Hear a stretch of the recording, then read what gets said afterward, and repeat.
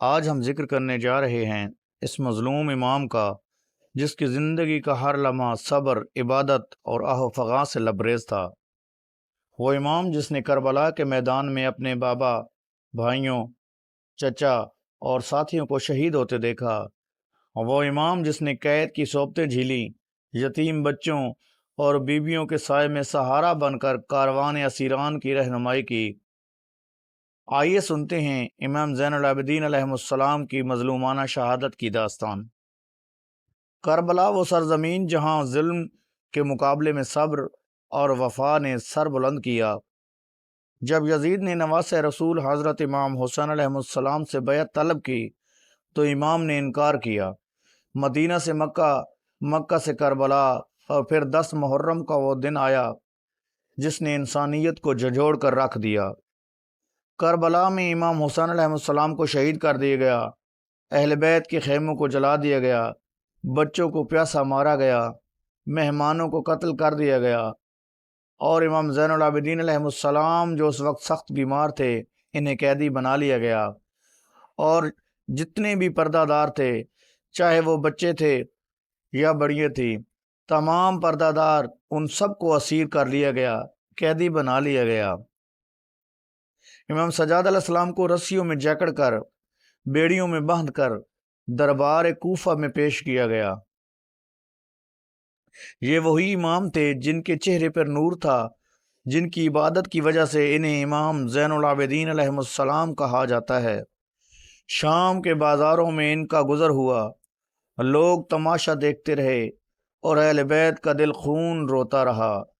امام نے شام کے دربار میں خطبہ دیا جس میں فرمایا، میں وہ ہوں جس کا نانا محمد، میں وہ ہوں جس کا دادا علی، میں وہ ہوں جس کا بابا حضرت امام حسین علیہ السلام، جسے کربلا میں پیاسا شہید کر دیا گیا۔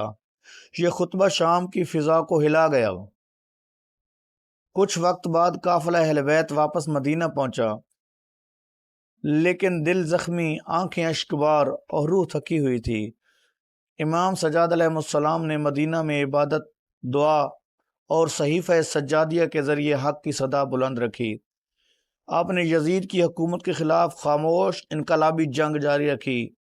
یزید کی وفات کے بعد بنو امیہ کو یہ بات ہضم نہ ہوئی کہ امام سجاد علیہ السلام لوگوں کے دلوں پر راج کر رہے تھے۔